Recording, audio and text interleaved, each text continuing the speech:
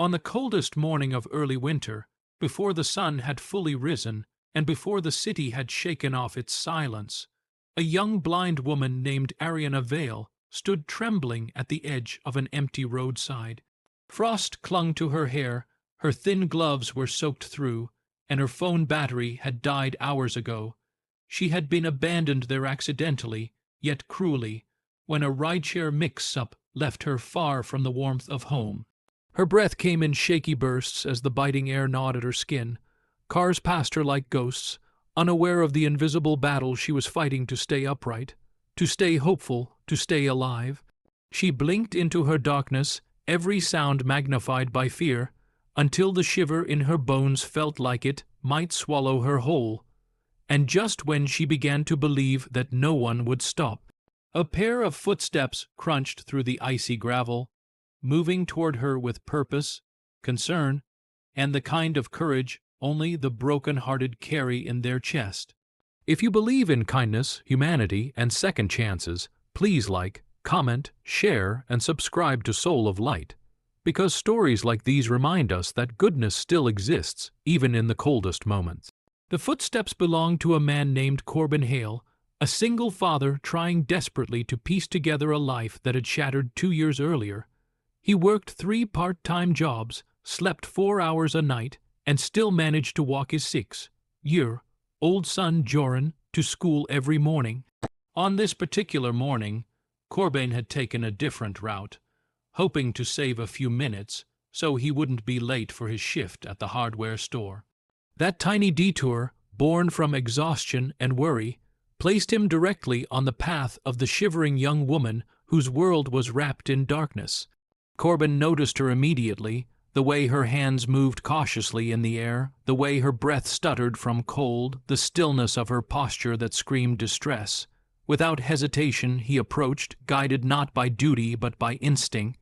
He knew what fear felt like. He knew what loneliness was capable of doing to a person's spirit, and he could not walk past someone who clearly needed help. Arienna, raised as the only child of a powerful millionaire real estate tycoon, had never been without comfort. Yet her life had not been sheltered from heartbreak. A rare degenerative condition had taken her vision slowly, stealing color, shape, and light from her world 1 year at a time. By 24, she lived in permanent darkness. Her father, Dorian Vale, loved her with an intensity few understood, and he protected her fiercely. But his empire demanded constant attention, leaving Arienna alone more often than she wished. That morning, she had insisted on taking a special transportation service to a day center for the visually impaired. She wanted independence, needed it. But a simple mistake from the driver left her stranded miles away, in a place she did not know, in weather far colder than she could navigate safely. The result was the fragile figure now trembling in the wind, unaware that the life she had always known was about to change because of a stranger's compassion. Corbin approached her with gentle caution, knowing she could likely hear him before she ever sensed his closeness. He called out softly, letting his tone carry warmth so she wouldn't startle. Arienna turned her head toward the sound, relief and fear tangled in her expression. She tried to explain her situation, her voice cracking as she fought to maintain composure, but the cold was too intense and her energy too depleted. Corbin didn't need details to understand the urgency. He removed his own coat, thin but still warmer than hers, and wrapped it around her shoulders. The sacrifice stung his skin instantly as the wind bit through his sweater, but he didn't waver.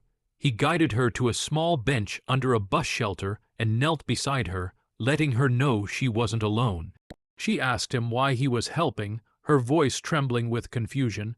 He answered simply, in the plain way honest people speak, because she needed help, and because he hoped someone would do the same for his son if he were ever lost or afraid. As Corbin called for assistance, first the transportation service, then the police, then any hotline he could think of, Arienna listened to the steady cadence of his voice. It felt like an anchor, grounding her, softening the terror that had been clawing at her ribs. Hours seemed to pass, though it was only minutes. Corbin stayed beside her, shielding her from the wind with his own body, speaking softly to keep her calm. When Joran tugged on his father's sleeve, confused why they had stopped, Corbin explained in the simplest way that they were helping someone who needed them. The little boy nodded, pressing his small hand into Arienna's gloved one. That tiny gesture nearly broke her into tears. She felt innocence, warmth, and trust in the little boy's touch, something she hadn't felt around strangers in months. Eventually, emergency services arrived, followed by a private security team sent by her frantic father. Flashing lights painted the icy streets as Arienna was rushed into a heated vehicle. Before she left, she reached out for Corbin, asking someone to guide her hand. Her fingers brushed his, and she whispered her thanks, her voice thick with emotion. Corbin, stunned by the softness of her gratitude, simply told her to stay warm and safe.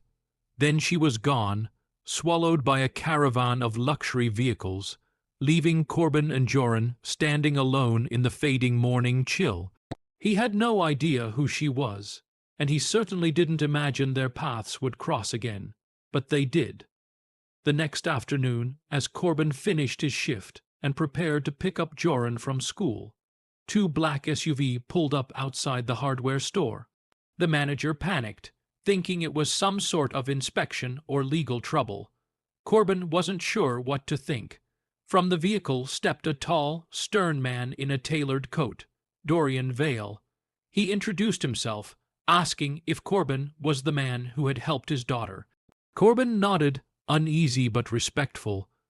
Dorian's eyes softened, something rare for a man who lived his life surrounded by power and pressure. He said Arienna wanted to thank him personally and had insisted he be found. Corbin followed them to the Vale estate, an enormous manor filled with warmth, color, and the faint sound of classical music drifting through the hallways. There, in a room decorated with soft fabrics and the scent of jasmine, Arienna sat waiting. Her face lit with a fragile smile when she sensed Corbin's presence, her hands reaching out in hope rather than fear this time. Corbin gently took her hands, and Arienna expressed her gratitude again, this time with steady breath and a confidence that surprised them both. She had spent the night reflecting, realizing how his kindness had spared her from danger, and how deeply it had touched her. What neither of them expected was how naturally their conversations began to flow. Over the next weeks, Arienna asked Corbin to visit, first to talk, then to share meals, then for long walks through the Vale garden, where she traced her fingers along the flowers while Corbin described the colors she could no longer see. Joran liked visiting too. He would chatter about school, show Arienna the shapes he learned using her hands, and bring laughter back into a home that had grown too quiet. Arienna's father watched silently, conflicted but curious, as his daughter began to smile in ways he hadn't seen in years. Corbin tried to maintain distance, telling himself they were from two different worlds. He was a struggling single dad with overdue bills and a broken-down car. She was the daughter of a millionaire, raised in a life of polished luxury. Yet Arienna never cared about status. She cared about warmth, sincerity, and the sound of someone's heart when they spoke. Corbin offered her something money couldn't buy, a sense of normalcy, humanity, and unfiltered kindness. And she offered him something he hadn't felt since, before tragedy struck his life, hope. One afternoon, during a quiet moment in the garden, with sunlight warming the earth and the breeze whispering through the hedges, Arienna admitted she had been afraid she would never meet anyone who saw her for who she was rather than what she had lost.